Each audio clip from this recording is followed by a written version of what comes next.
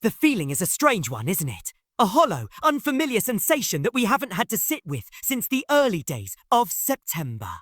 That's how long it's been since Arsenal last tasted defeat in any competition. A monumental 19-game run that now feels both a distant memory and a painful reminder of the standards we've come to expect.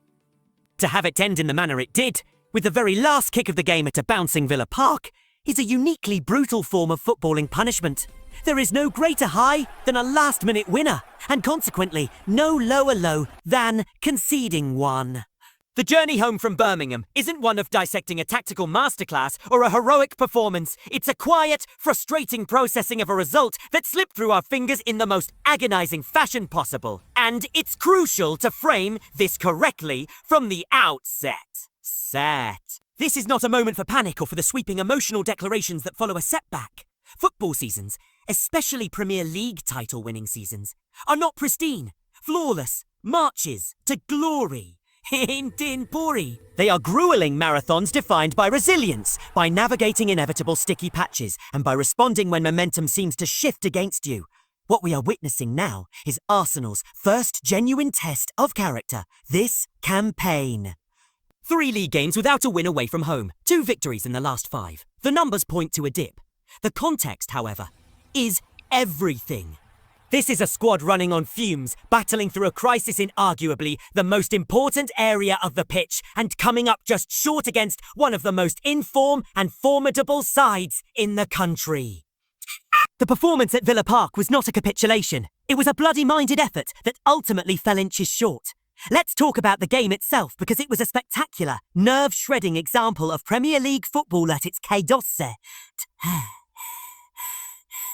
It was a match balanced on a knife edge from the first minute to the last. A contest where both teams had periods of dominance and both had glaring opportunities to win it. To say Aston Villa deserved it is fair. To say Arsenal could justifiably have taken all 3 points is equally true. That's the fine margin we're dealing with. Villa, orchestrated superbly by Unai Emery, are a machine of organised chaos at home. They stretch you, they press with ferocious intensity, and they create a disorienting, vertical game that is incredibly difficult to contain. They have lost just once in over 30 home games, a stat that underscores the monumental task Arsenal faced even with a fully fit squad. Given that context, Arsenal's display, particularly in the second half, was one of immense courage. The first half was a struggle. The team looked leggy, the attack was static, and certain key players were alarmingly off the pace. But the response after halftime, catalysed by necessary substitutions, was impressive. They seized control, equalised, and for a significant period, looked the more likely victors.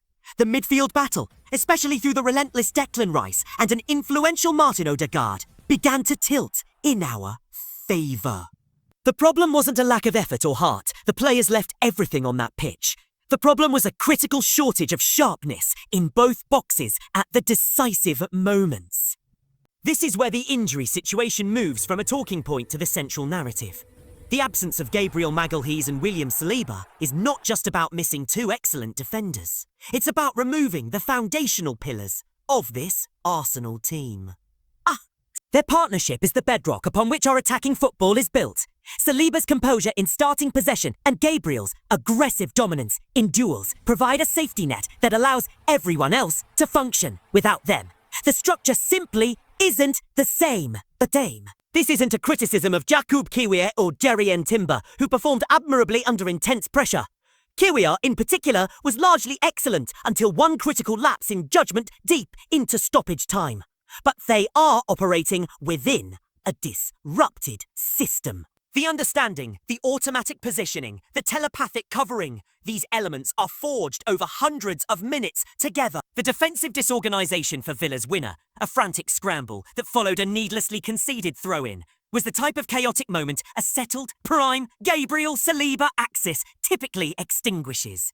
The issue compounds further up the pitch. When you lose your core defensive stability, it has a ripple effect. The fullbacks become more conservative, the midfielders have to cover deeper spaces, and the connection to the forwards suffers.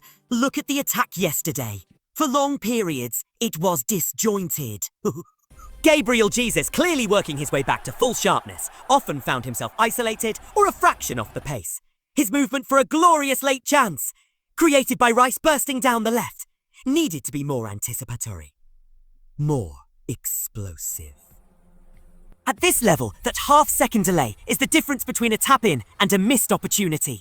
Similarly, the likes of Bukayo Saka and Gabriel Martinelli, while threatening, couldn't find the consistent, incisive final ball or finish. Too many efforts were directed straight at Emi Martinez. In a game of such fine margins, clinical edge is non-negotiable. This brings us to the broader picture and the necessary perspective. The overreaction to a single defeat, however painful, is an exercise in folly. This is still a team sitting top of the Premier League and top of their Champions League group. They have just completed an 18-game unbeaten run across all competitions. What this defeat does is reinforce a simple, unglamorous truth. To win the league, you must manage crises. You must find ways to scrape points when the heart of your team is missing. You must have squad players step up and be decisive. For the past few weeks, Arsenal have managed it brilliantly. Yesterday, they ran out of steam and luck against a top-class opponent. There is no shame in that, only a clear lesson. The path forward is clear, as Mikel Arteta stated. We go again. There is no time for self-pity. A Champions League fixture offers a chance to rotate, to rest the exhausted legs of players like Rice and Saka, and to give minutes to those on fringe. Then it's about regrouping for the Premier League grind. The title race is a brutal, relentless marathon, and this is the first real stitch in the side. The character of this team is not defined by the unbeaten run, but by how they respond now it's over. Do they let this spiral, or do they use the bitter taste of a last-second defeat as fuel? History tells us this group has always chosen the latter. The dream is not over because of one loss at Villa Park, but the room for error has just vanished. The response starts now.